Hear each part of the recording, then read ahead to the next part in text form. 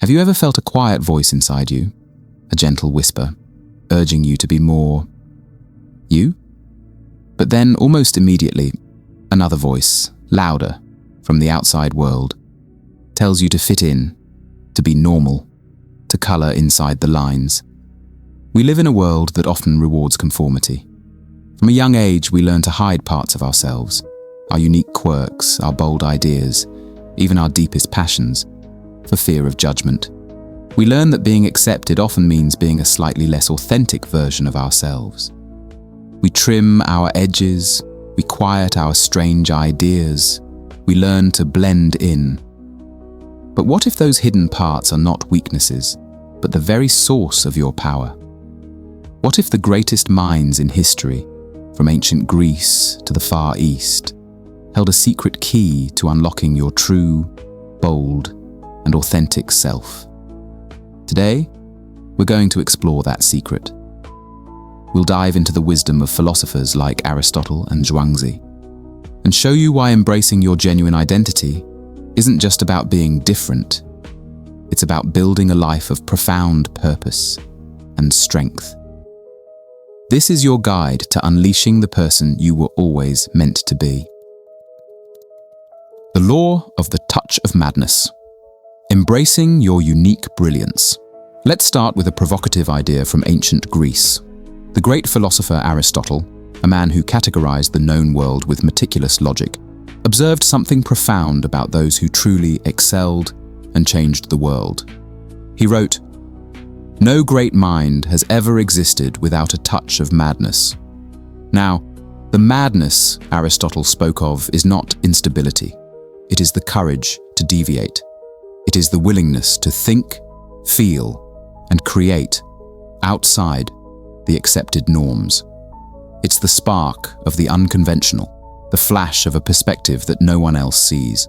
Society often values the well-trodden path, the predictable answer. But true innovation, true art, and true genius are born in the territory that lies just beyond the edges of the map. Think of the innovators who were once called crazy. A figure like Steve Jobs was told his vision for a personal computer was a niche hobby for geeks, not a tool that would change the world. Trailblazing artists like Van Gogh were dismissed in their time, their unique vision seen as madness. They all possessed that touch. They refused to let the world's definition of sane limit their vision of what was possible. This touch of madness is your unique perspective. It is your superpower. It is the part of you that is authentically, irreducibly you. Our society often teaches us to suppress this part, to smooth it over, to file it down until it fits. We are taught that our eccentricities are flaws, but from a philosophical perspective, they are the very source code of our genius.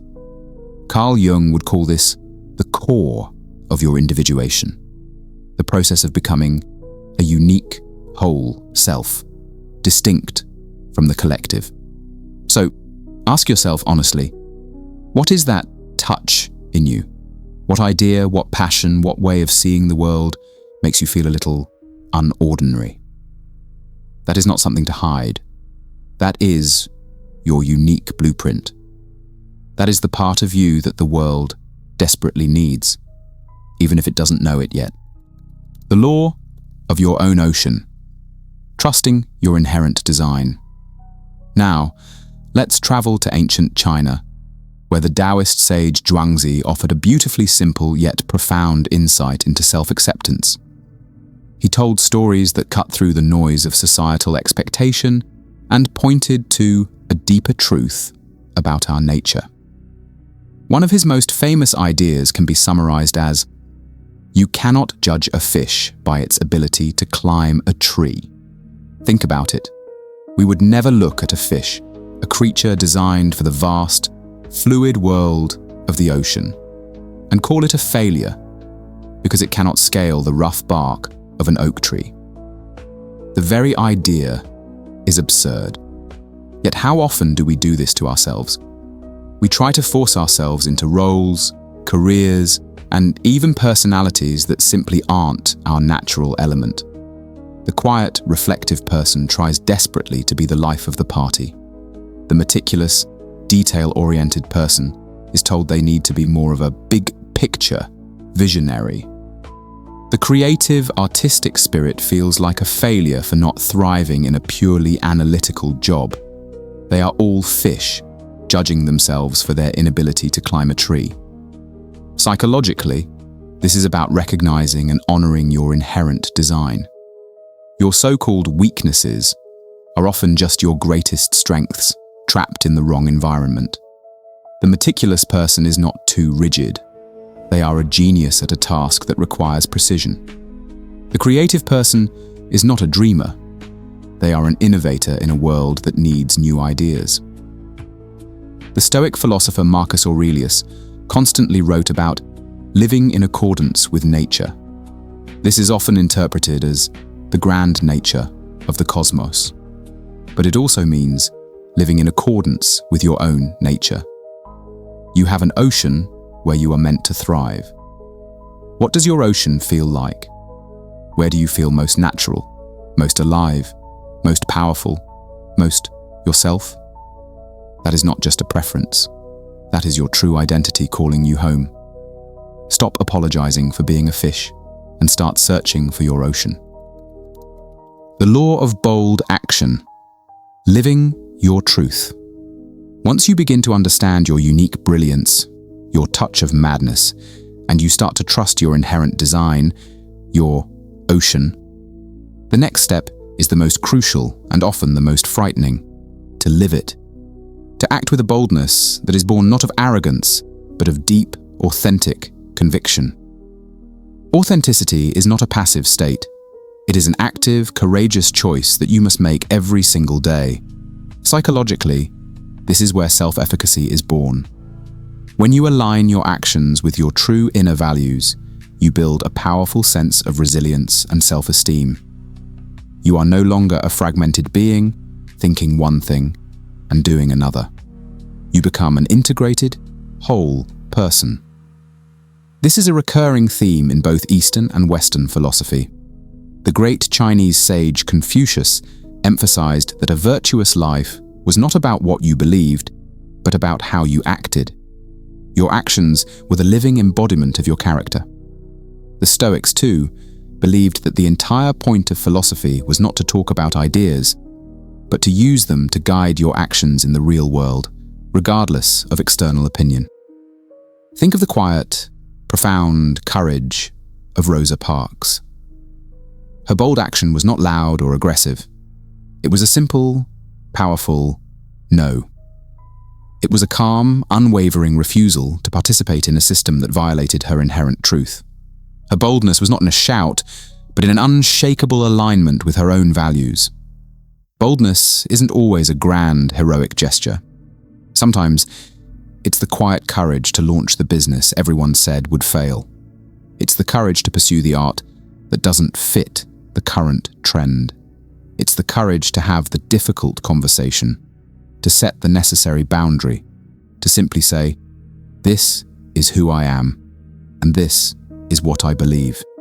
Your true self is not meant to be a secret. You keep locked in your own mind. It is meant to be a force that you bring into the world. It is meant to be lived. The law of the inner compass. Developing your intuition. So you've embraced your uniqueness, you've found your environment, and you're acting with boldness. But how do you navigate? The world is full of conflicting advice and endless opinions. This is where you must learn to trust a new guide: your intuition. Your intuition is the quiet, deep knowing that exists beneath the noise of your rational mind and the fears of your ego. It is the language of your authentic self. The psychologist Carl Jung saw intuition as a legitimate and powerful psychological function, a way of perceiving reality that is just as valid as logic or sensation. We are all born with this inner compass, but years of conditioning teach us to ignore it. We are taught to trust the external experts, the data, the crowd, before we trust the quiet wisdom within. Imagine you are at a crossroads, perhaps considering a new job or a major life move. You've made a list of pros and cons. You've asked your friends for advice. And logically, one path seems like the correct choice. But your gut, your intuition, feels a quiet sense of dread about that path and a strange, illogical pull toward the other. The law of the inner compass is about having the courage to trust that pull, even when you can't logically explain it. To cultivate this, you must practice listening. Find moments of silence in your day. Meditate. Journal. Go for long walks in nature without your phone. Ask your inner self a question, and then have the patience to listen for the quiet, non-verbal answer. It may come as a feeling, an image, or a simple sense of yes or no. The more you trust it, the louder and clearer it will become. So, let us remember the wisdom of the great philosophers. Aristotle reminds us that your unique touch of madness is not a flaw. It is the fingerprint of your brilliance. Zhuangzi teaches us that your inherent design is not a limitation. It is a superpower waiting for its proper environment. And Jung shows us that our intuition is a trustworthy guide. You are not here to be a copy of someone else. You are here to be the most authentic, powerful, and complete version of yourself. This journey of self-discovery isn't selfish. It is a gift to the world. A world full of people pretending to be something they're not is a world of quiet suffering. But a world where individuals have the courage to live their truth is a world of innovation, of art, of genuine connection. When you unleash your true self, you not only find your own peace and power, but you give everyone around you the silent permission to do the same. So, I leave you with a question. What small step can you take today to honor your touch of madness? Where can you start swimming, even for just a moment, in your own ocean?